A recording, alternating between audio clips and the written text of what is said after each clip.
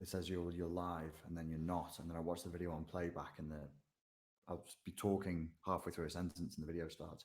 And I personally find that extremely jarring.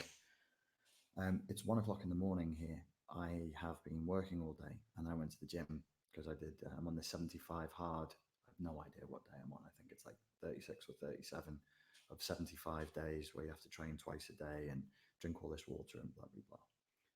So I trained twice today. I am very definitely ready for Jeffrey Beddington's.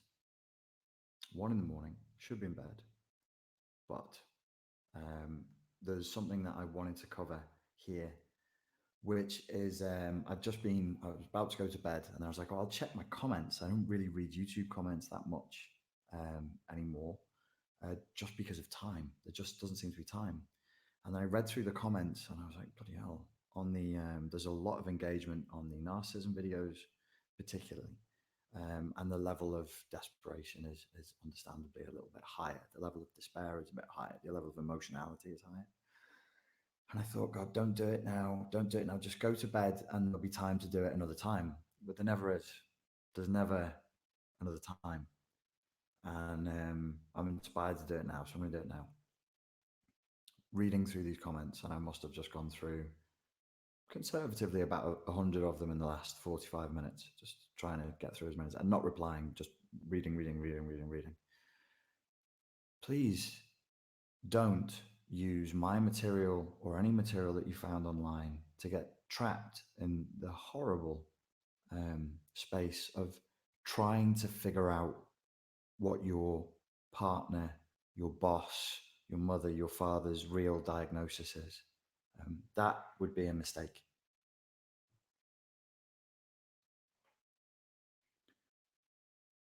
Toxic is toxic, and you are permitted to leave a relationship that makes you feel bad without a diagnosis. You don't need a psychiatric diagnosis, and don't hold these diagnoses in a higher esteem than they're deserved. Look, it's peer reviewed, it's published research. The people who came up with them are very clever. The people who've developed them, very clever.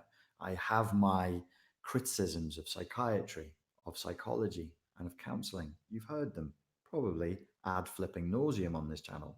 But I never said these people are stupid. I never said these people don't know what they're doing. I may have complained about the efficacy of what is done in terms of healing, but let's not rake over that particular issue. They're smart people, yes, and psychiatrists are doctors. They're medical doctors. They're very bright, very hardworking, very hard worked people. But don't have an excessive reverence for these labels. Bad is bad. Toxic is toxic. Abusive is abusive. When somebody is rude to you, everybody gets moods. We're all humans. We can all flip out. It could be an emotional flashback, or it could be just a genuine emotion that's a response to stress or anything. Nobody's perfect. Nobody sat here watching this is expecting perfection, I'm sure.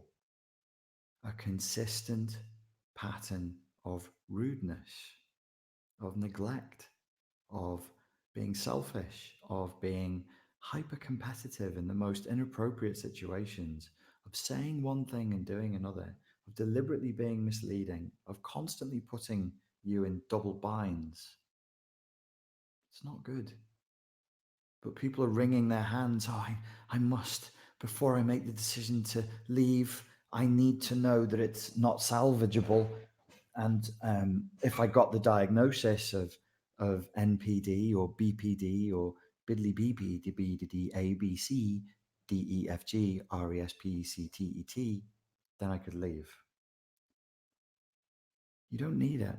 And you're never really going to get it. Not really, because you could put that person and sit them down with the world's top 10 clinicians, and you're going to get different diagnoses. These things are not set in stone. It's not a virus.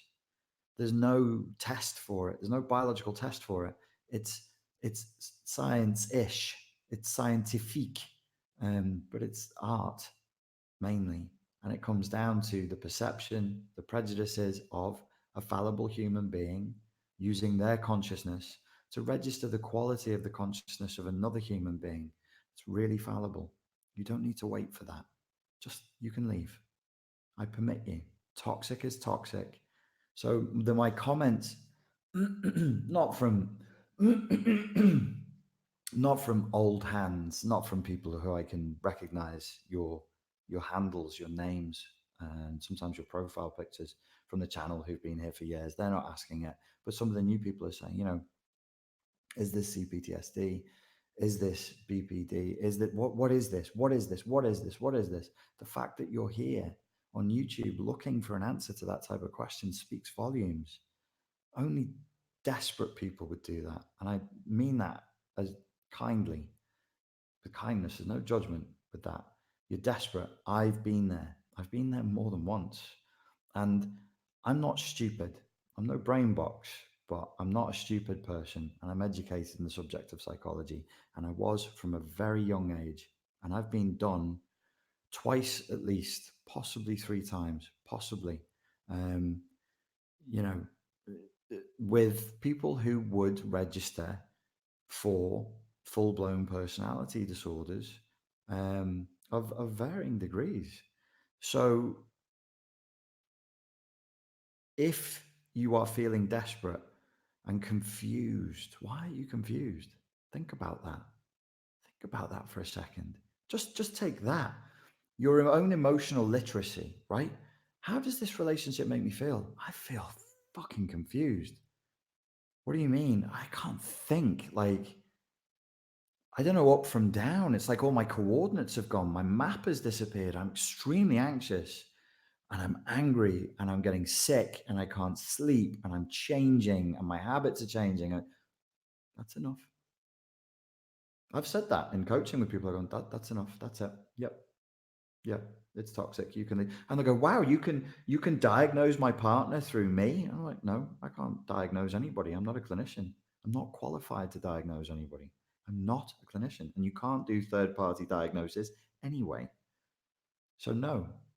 But you're telling me that your relationship is causing you to feel confused. It's really interesting. Confused. Who's confused? If your partner's a total like I'm going to swear in this video. If your partner's a total asshole, are you confused? They're a dick. They're just a dick. They're just always rude, angry, obnoxious. It's awful. Are you confused? Are you confused when somebody's a dick to you? No. It's perfectly clear what's going on here. You're being a dick. That's not confusing. Why are you confused? I was confused. I was like, what the? Is it me? Is it them? Is this fixable? Is this trauma? Is this childhood trauma? Do they just need more love? Ladies and gentlemen of the jury, I regret to inform you that if you're asking yourself questions like this, and many people online looking for answers are, it's already too late. Is it me? Is it them? Can I fix this? Can I love them better? Do I hold on? Do I leave now? I'm in the sunk cost fallacy. I've already put so much into this. I don't know whether to leave. It's too late. It's too late. It's too late. You're in a toxic relationship. And the specifics, the words, the specific vector from the DSM or the World Health Organization or whoever you like, doesn't matter. Not really. It's an interesting, it really matters. The only person that matters to is to them. And it will only matter if they're trying to get therapy. Like if I'm the abusive one, it's useful for me in my relationship with my psychiatrist, with my therapist to know what it is. Well, Richard, you're a psychopath with highly borderline tendencies. And, when you're in your alcohol abuse cycle, you become histrionic too. And I think we have to say, you demonstrate sometimes some pretty borderline tactics too, dude. You got the full. That is a conversation between me and my therapist. But I'm never going to go to a therapist. I'm fine. I'm fine. I'm never. The abuser's not going to go to a therapist. So we need to flip this on its head. You don't need a diagnosis. You don't. You're confused. You're looking for answers. You're anxious. You're awake at night. And I'm sorry. I really, really am. I'm here. I didn't even take a shower after the gym. I was like, oh, I have stuff to do. I got to answer these emails. I'm going to check my YouTube videos.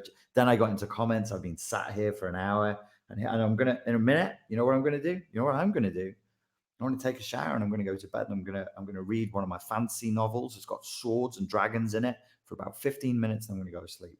And you're going to watch this from your reality tunnel where you are sitting there going, wow, I think this guy just crushed my hopes of this thing I'm in continuing. And I'm going to do it casually. And then I'm going to get on with I won't think about it. I'll sleep like a baby, because I've been doing this for years. And I'm very comfortable with the idea of killing dreams now when they're poisonous. It's like removing a cyst. It's like cutting something off you that's hurting you. I'm the jolly executioner. You know, who used to go to barbers. It was barbers, and barbers were the original dentists back in the day. It's gross. Like, there's a reason why barbers have the symbol for a barbershop is the stripe, the rotating stripe. Go look it up. You'll learn about the origins of Western dentistry, and it's vile. But I'm the jolly barber, and I'm ready. Yeah, razor's right here. What do you need cutting off? What? That? Yeah. Just bite down on this for me, mate. Where are you going on holiday this year? Thunk. And then off I'll go. Because I'm comfortable with that. I'm comfortable with the idea that you're going to catch this at some point in your life when you're supposed to, and that this video is going to make you feel cold inside, and it's going to hit you in the gut. And I am sorry. I am genuinely sorry. But I'm not sorry. I'm sorry that you're in pain, and I'm sorry you're here. I'm sorry you're looking, and I'm sorry that you're asking. I'm sorry that you feel this way right now. But how could I possibly be sorry for the fact that this could be a moment where you just flip everything on its head, and this is the moment. It hurts and it sucks. That's human life. It's not you're feeling good, everything is wow, it's wonderful. No, your most important moments are going to suck, and they're going to be emotional, and they'll be full of shock, and they'll be full of dread, and they'll be full of terror. And these are the things that will shape you. These are the things that will make you. That's the way it is. And I'm sorry for that too. But I'm not sorry that this could be the opportunity for you to just grab this thing and say, right, that's it. I'm not going to sit here. Like, you sitting here watching YouTube videos is procrastination. You sitting here watching YouTube, I'll keep going. You're a gambler right now. You're just thumbing the right hand side, just spinning, because that's where the YouTube recommended comes up, right? On the right. Like, what do you do with the pinball machine? Not pinball machine, the slot machine. Chukunk, chukunk, chukunk, chukunk, chukunk. One more video, one more video, one more video. What are you looking for? What are you looking for? You're looking for somebody to tell you it's going to be okay. Oops, you landed on my video. It's not going to be okay. The fact that you're in this cycle, the fact that you're spinning the wheel at 3 o'clock in the morning, it's not okay, dude. It's not okay. That tells me everything. You're in a bad relationship. You're in a bad romance, and you need to think about getting out. And that's enough. No diagnosis required. Don't spend another 6 months, another 6 years wringing your hands over this. There are old hands here on this channel, old hands who are de facto experts in this particular niche because they've been through it, and they didn't consume 100 hours of material or 200 hours of material. It's thousands. It's thousands. I just looked at my viewer stats. There's people on here who spend days listening to me, measured in 24-hour cycles, days listening. That's not, they like your stories. It's funny. No, man, that's because there's people who are really struggling, and they're in despair, and they're desperate. I know, because I was that guy. I was listening to stand-up comedy when it was my time, but it was the same thing. It was that I just needed to listen to something rather than listen to the anxiety and despair inside of my own head. It's not good. It's not good. There's something wrong. Do something about it. It's your body, it's your brain, it's your life, it's your time, it's your karma, it's your energy. Do something about it. Start taking action to get away from this person that's even causing you to be looking here. Sorry you found this video. Sorry, I said things that suck, that make you feel bad, but maybe this is the push you need to just end the cycle and go on with the rest of your life.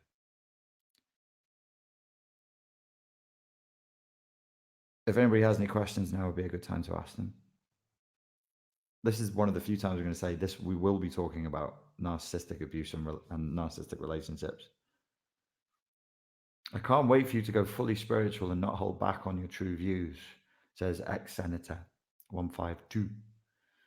Yeah, I think there's a spiritual component to this. I think there's a psychic component to this. It's funny, I can, I can talk very fluently to certain elements of all-out Christians and all-out fundamentalist Muslims. You know where we meet, the three of us? We meet in the land of conspiracy. We meet in the land of mysticism. We meet in the land of spirituality. We meet in the land of spiritual warfare, where we go, there seems like to be some kind of a spiritual warfare thing that's going on here. It's a battle between forces that are life affirming and forces that are life denying, forces that are chaos inducing, right? And then there's forces that seek to do good. Maybe that's like a narcissistic delusion, or we're just in tune with the fact that we aren't this. We're not this. We're not flesh. We're more than that. We seem to be flesh for now, for a time, for a little dance or two. But then what are we? What were we before? And what will we be afterwards? Ain't no scientist can answer you that. For all your science, you can't answer me that, can you, Mr. Man?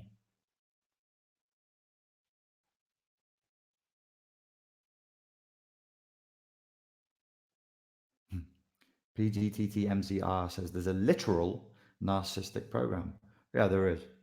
There is. I think, and that's pretty undeniable. I don't think people would see you as being like a bit like fringe and a bit extreme for even saying that now. I think most people would be like, yeah.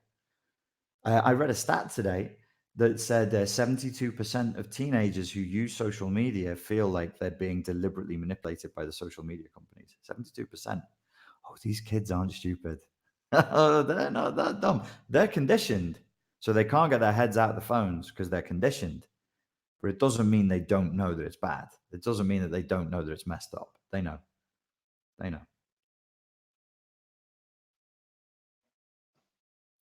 Where do I get a sane personality diagnosis? Yeah, it's a really good question. And it's, it's a fun topic. It's a fun coffee conversation. Where's the bit missing in Western medicine? Well, we never taught people how to be sane because we're deconstructionists. We're mechanistic deconstructionists, which is wonderful.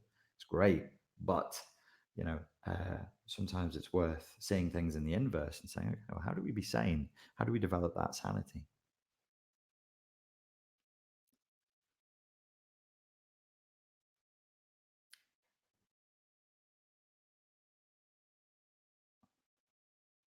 Thank you, says Joanne. Joanne. What if, I love questions that start with what if. Um, what if I'm stuck with my narc mother due to housing needs? Well, I have a course. It's called Stop Emotional Flashbacks. And I seem to be teaching people how to do emotional literacy for free at the moment. I recommend you learn both of those skill sets because you're going to need them.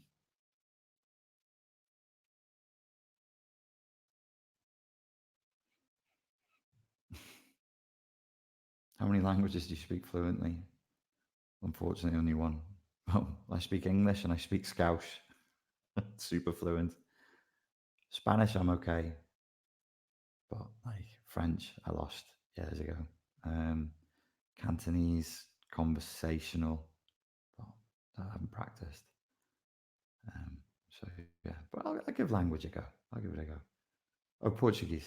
Sorry, I learned Portuguese when I was a kid. I learned a language and then I forgot about it. That's how casual I am about languages. No, when I was a kid, I learned Portuguese and then I learned Spanish on top because they're similar and they kind of got shoved into the same brain hole space. Plus, my Spanish teachers in England who were English and very, very old fashioned were very aggressive with me if I accidentally spoke in Portuguese. So they would ask me a question in Spanish, and I'd hear it and understand it completely. And then sometimes by mistake, I'd answer in Portuguese, and they'd go berserk, because that's the way to teach a 13-year-old child how to learn language, is by having a full-grown, middle-aged, fucking 45-year-old man in front of him screaming and spitting in his face. It really helps the learning to flow.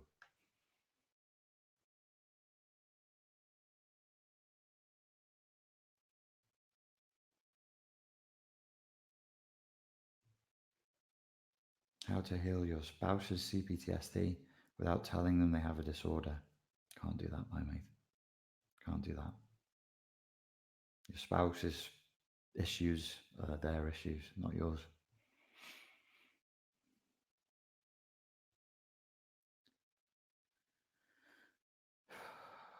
Yeah, I've never really spoken that much about.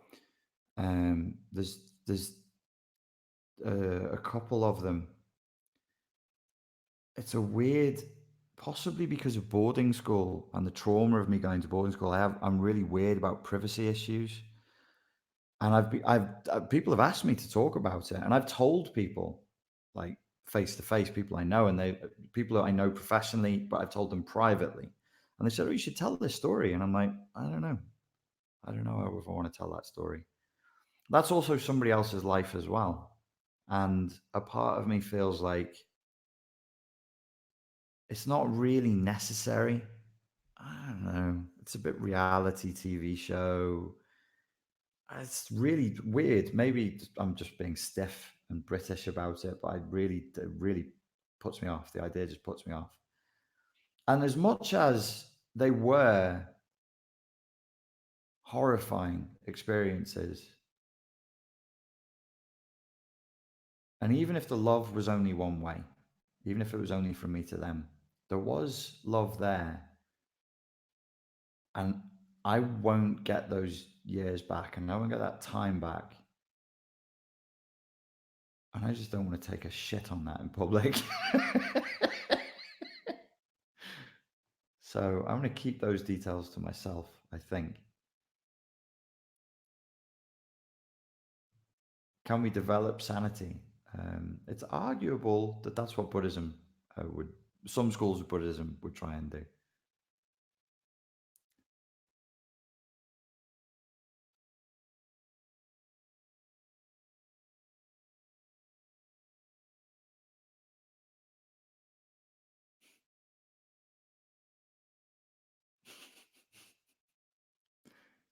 Are these women still on the loose in the veldt?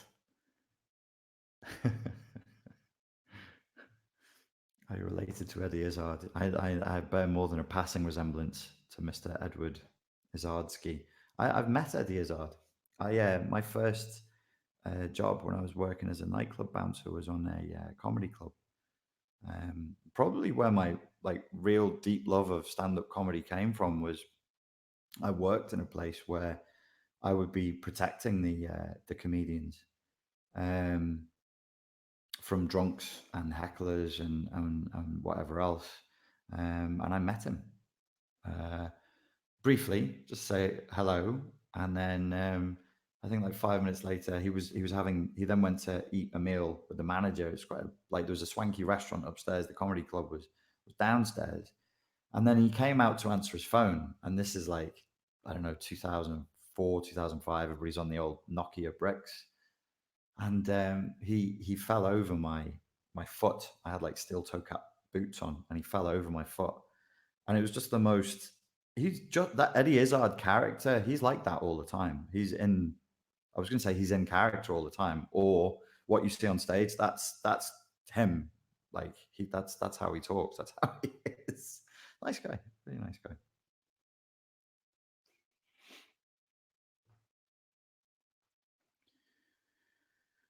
I'll reframe my question. I didn't read your first one. I'm sorry. There's quite a few questions coming through here.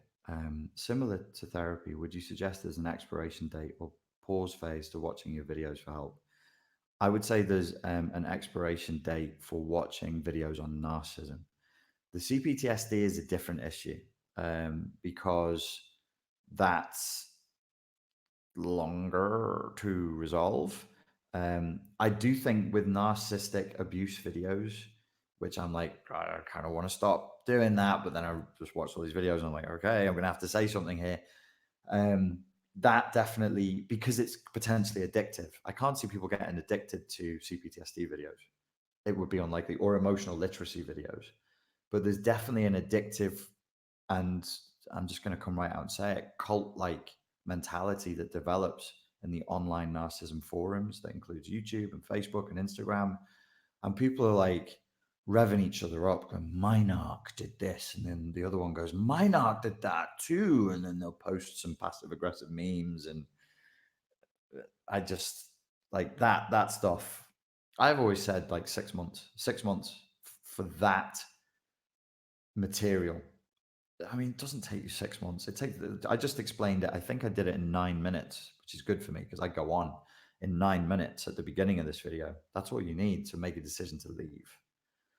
Then overcoming the pain and the wounds, which would be, we call it complex post-traumatic stress.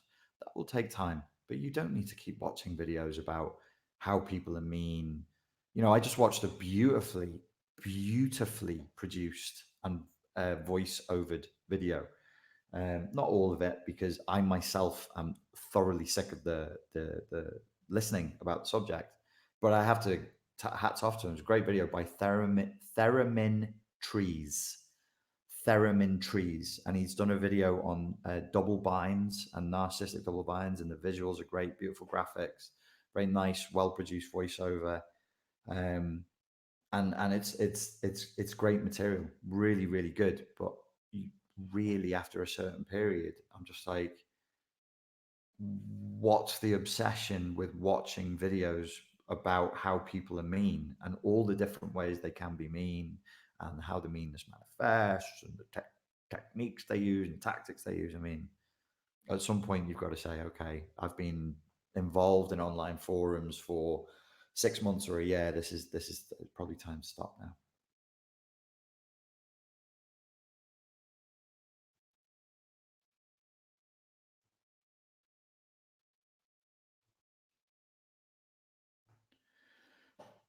My eyes immediately went to this comment because it said nipple.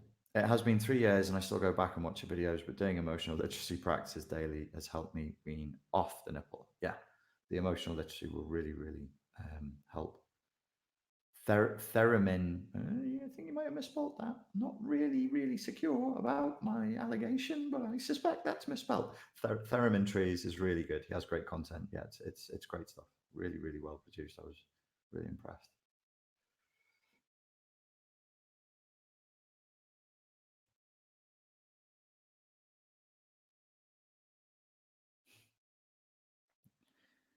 Anna Marie asks, I'm not sure if I'm dating a covert narcissist, or just an immature person who wouldn't support me, even with my best friend's fatal disease. Any ideas how I can find out? Well, based on this video that I've just done, what's the advice that we would offer Anna Marie here? Anna Maria, sorry, Anna.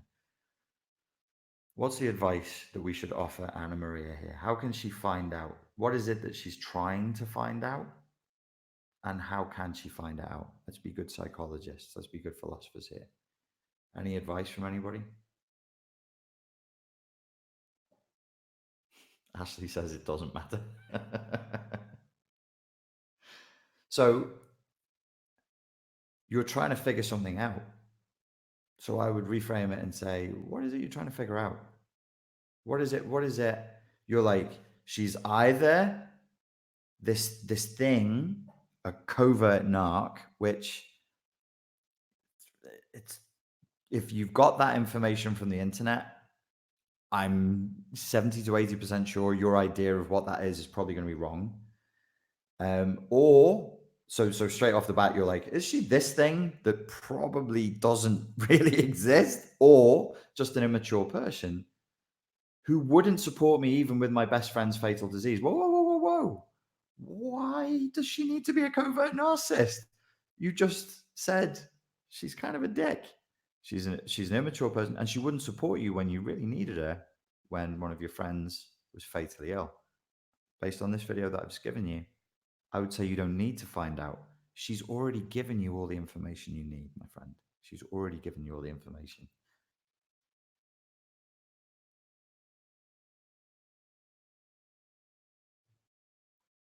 The Brooklyn Way. What is the Brooklyn Way? Either way, is it a fair and equal partnership or your needs being met pursuant to the management of your own expectations? These are excellent questions. I would add to that, when two adults are present and are communicating and are not playing games and not being manipulative, there will never be confusion. There may be disagreement. There may even be anger. There could even be the more extreme emotions like hatred or loathing, but not confusion. Not confusion. Confusion. Watch out for that word. Watch out for that state. Like, I don't know what's going on here. Why don't you know what's going on here? You're talking to an adult, right? They're telling you they're on the level. You're being on the level with them. If you're both being honest with each other, I don't really see why there should be any confusion going on.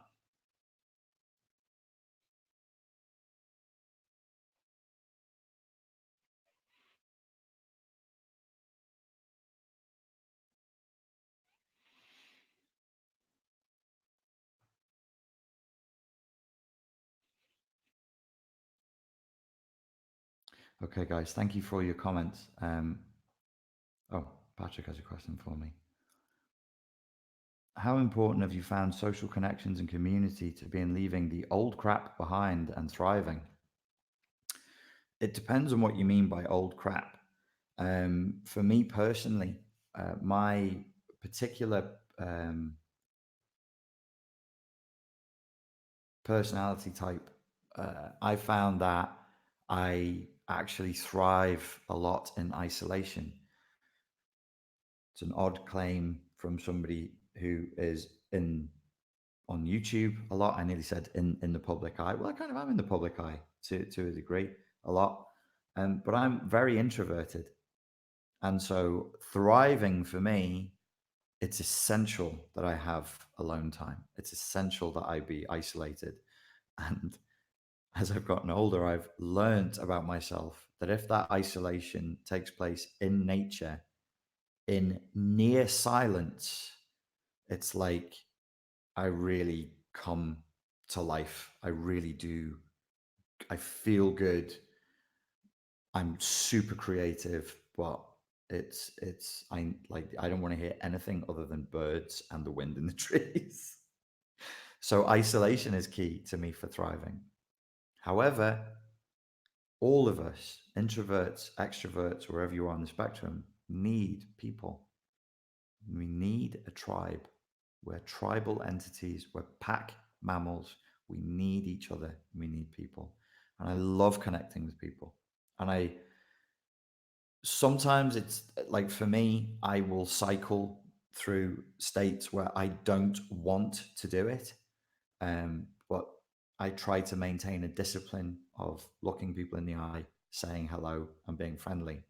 The personality that you get here is not really. I can be like this sometimes, like the mood hits me, or if I'm at a seminar or something. But on my daily level, when I'm just going about my business, trying to get stuff done, trying to work, there's not. I'm not particularly animated. I'm not loud. I'm not attention seeking. I just want to be left alone. Really, I just want to get on with my own stuff. But you do need people, and so I have made a conscious effort to try to be more connected with more people because I know what I'm like. Like left to my own devices, I'll just go, "Ooh, isolation, delicious." But being connected with people is good. So it depends on you. It depends on what you like. It depends on what you respond to, and it's good to learn who you are as a person and what works well for you.